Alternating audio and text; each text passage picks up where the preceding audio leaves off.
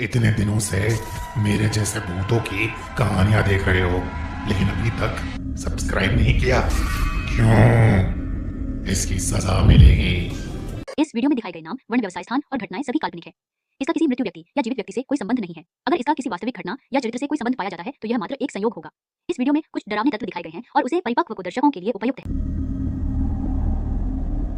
सूरज जमीन पर बैठते हुए बोला, बस यार आज यहीं पर कैंपिंग करते हैं। ट्रैकिंग करके वो काफी थक चुका था।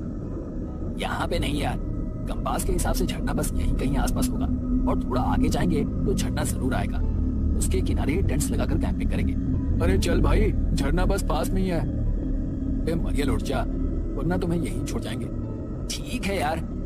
ऐसा कहते हुए सूरज उठा और जंगल में उन तीनों के पीछे चल पड़ा। सूरज, कल्पेश, स्वप्निल और विवेक चारों दोस्त अंजना हिल्स पर ट्रैकिंग और कैंपिंग करने आए थे। अंजना हिल्स एक बालाघाट माउंटेन रेंज में से एक हिल्स थी। काफी ऊंची होने के कारण और जंगली जानवर ना होने के कारण वहां पर काफी ट्रैकर्स आना पसंद करते थे। वो चारों इस हिल्स पर पहली बार आए थे। उन्होंने एक ट्रैकर से इस हिल और झरने के बारे में सुना था। उसकी टीम ने दोपहर में वो ट्रैकिंग की थी और वहां से चले गए थे। उन्होंने ही बताया था कि झरना काफी लाजवाब है, तो उन्हें वहां पर एक बार जरूर जाना चाहिए। ये सुनकर चारों ने झरने पर कैंपिंग करने का प्लान बनाया था। कुछ ही देर में वो झरने के पास पहुंचे। झरना काफी ऊंचा था। पर्वत से झरने का पानी जमीन के चट्टानों पर गिर रहा था। उसकी आवाज इतनी तेज थी कि वहां किसी के बोलने की आवाज भी नहीं आ रही थी। झरना देखकर चारों खुश हो गए और उन्होंने झरने के पास ही जंगल में एक सुरक्षित जगह पर 4 टेंट्स लगाए और खाना खाकर टेंट के बाहर ही गप्पे लड़ाने लगे। रात के करीब 10 बज रहे थे। वो चारों झरने के पास पहुंचे। झरने के नीचे ही एक छोटा सा पॉन्ड बन चुका था, जहाँ पानी का बहाव कम था। पूर्णिमा की रात होने की वजह से नजारा काफी सुकून देने वाला था। उन चारों ने उस पॉन्ड में तैरने का मन बनाया। वो लोग पॉन्ड में कूद पड़े। वो चिल्लाकर मौज मस्ती करते हुए तैर रहे थे कि तभी विवेक पानी में डूबा और फिर ऊपर आया। किसी ने खींचा, किसी ने खींचा। क्या हुआ विवेक?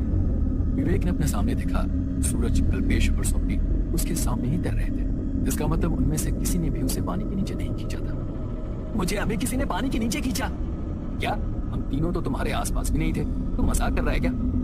और नहीं तो क्या, इसने खुद ही डूबने की एक्टिंग की। नहीं, सच में मुझे किसी। ये देखकर बाकी तीनों भी घबरा गए। क्या हुआ भाई, क्या हुआ? बाकी तीनों भी चिल्लाते हुए पूछने लगे, लेकिन विवेक तैरते हुए किनारे की ओर जाने लगा। किसी ने मेरे पैर को काटा, जल्दी से पानी से बाहर निकालो। ये सुन बाकी तीनों घबराए और वो भी तैरते हुए किनारे पर पहुंचे। तब तक विवेक किनारे पर अपना एक पैर फैलाकर बैठ गया था।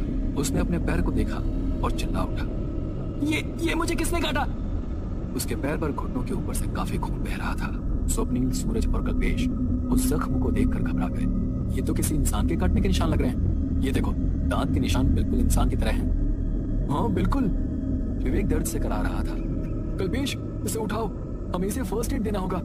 और दोनों ने उसके कंधे को पकड़कर उसे उठा लिया। लेकिन तभी उन्हें पीछे से तालाब में किसी के छलांग लगाने की आवाज सुनाई दी। उन्होंने मुड़कर देखा तो तालाब में सूरज घुस गया था और वो तैरकर तालाब की दूसरी ओर जा रहा था। सूरज, ये किधर जा रहा है तू? सूरज पानी में ठहर गया। मुझे वो बुला रहा है, मुझे जाना होगा। सूरज ने ऊंची आवाज में जवाब दिया और फिर मुड़कर तालाब की दूसरी ओर जाने लगा। इससे कौन बुला रहा है? पता नहीं किसकी बात कर रहा है, शायद हमें डराने की कोशिश कर रहा है। सूरज तालाब के दूसरे किनारे पर पहुंच गया और भागते हुए जंगल में गया। भाई वापस आ जा, ये मजाक करने का समय नहीं है। लेकिन सूरज वापस नहीं लौटा। शायद उसे कोई चीज अपने पीछे बुला रही थी। कुछ देर आवाज लगाने के बाद भी सूरज लौटा नहीं। इन तीनों को उसकी चिंता सता रही थी। लेकिन फिर वो अपने कैंप में लौट आए और जैसे ही वो वहां पहुंचे, सामने का नजारा देखकर वो उलझन में पड़ गए। उनके टेंट खुले पड़े थे और सामान टेंट के बाहर बिखरा पड़ा था। उनके खाने के पैकेट जमीन पर खाली पड़े थे। ये सब किसने किया? लेकिन तभी उन्हें किसी लड़की की रोने की आवाज सुनाई देने लगी। वो आवाज सूरज के टेंट के पीछे से आ रही थी। वो तीनों काफी डर गए। वो सोच में पड़ गए कि इस वीरान डरावने जंगल में लड़की रात में कैसे आ सकती है। वो तीनों आवाज की तरफ गए। जब वो टेंट के पीछे पहुंचे तो वहां उन्हें एक लड़की जमीन पर बैठी दिखाई दी, जो बहुत कमजोर थी। उसकी सिर्फ पीठ ही दिख रही थी। उसके अलावा खाने के खाली पैकेट्स पड़े थे। कल्पेश आगे बढ़ा और उसने पूछा, कौन हो तुम और रो क्यों रही हो? तभी वो लड़की पीछे मुड़ी। वो काफी कमजोर थी। उसके गाल पिचके हुए थे और आंखों के चारों तरफ काले घेरे थे। बाल बिखरे हुए थे। मुझे भूख लगी है, मुझे भूख लगी है। कल्पेश जमीन पर गिर गया और उस लड़की ने उसके पैरों को काटना शुरू कर दिया। कल्पेश चीखने लगा। स्वप्निल और विवेक काफी डर गए थे। स्वप्निल उस लड़की के बाल पकड़कर उसे खींचने लगा, लेकिन वो लड़की कल्पेश का पैर नहीं छोड़ रही थी। तब कल्पेश अपने टेंट में भागा और कैंपिंग एक्स लेकर आया। उसने वो सीधा उस लड़की के सर पर मार दिया। एक्स उसके सर में फंस गई, लेकिन उस लड़की को कुछ नहीं हुआ, बल्कि उसने कल्पेश के पैर का मांस काटा और स्वप्निल की तरफ गुस्से में देखा। ये लड़की इंसान नहीं है, भागो! और वो डर के मारे तालाब की तरफ भाग गया। उस औरत ने अपने सिर में फंसी कुल्हाड़ी निकाली और उससे कल्पेश के मुंह पर बार बार वार करने लगी। कल्पेश ने उसी जगह पर अपना दम तोड़ दिया। विवेक काफी सदमे में था और ये सब होते हुए देख रहा था। तभी स्वप्निल ने उसे पीछे से आवाज लगाई, विवेक भाग! ये सुन विवेक होश में आया और वहां से तालाब की तरफ भाग गया। वो लड़की भी जानवर की तरह 4 पैरों पर उसका पीछा किया। स्वप्निल तैरते हुए तालाब के दूसरे किनारे पहुंच गया था। इससे पहले कि विवेक तालाब में छलांग लगाता, पीछे से कुल्हाड़ी उड़ते हुए आई और उसकी गर्दन धड़ से अलग हो गई और उसका धड़ फिर पानी में गिर गया। ये देख स्वप्निल चीखा। स्वप्निल समझ गया कि अगर वो अब नहीं भागा तो वो शैतान लड़की उसे भी मार डालेगी। वो जंगल में भागने लगा, लेकिन तभी आगे ढलान आ गई और उस ढलान से गिरते हुए उसका सिर एक पेड़ की तनी से टकराया। उसकी आंखों के सामने अंधेरा छा गया। उठो उठो भाई, जल्दी यहाँ से भागो भाई! वो बस यहाँ पर आती ही होगी। उस तरफ भागो, कुछ ही दूर पर रास्ता है, इससे लिफ्ट ले लो। तभी स्वप्निल की नजर ढलान की ऊपर गई और वहां वो लड़की खड़ी थी। भागो, वो आ गई! और फिर स्वप्निल अपनी पूरी ताकत लगाकर उस लड़के की बताई हुई दिशा की ओर भागने लगा। वो लड़की गुस्से से उस लड़के की तरफ भागी। दूसरी तरफ स्वप्निल रास्ते पर पहुंच गया। रास्ते के किनारे ही उसे सूरज खड़ा दिखाई दिया। वो उसे आवाज देते हुए उसके पास पहुंचा और जैसे ही उसने उसके कंधे पर हाथ रखा, सूरज होश में आ गया। मैं यहाँ कैसे पहुंच गया?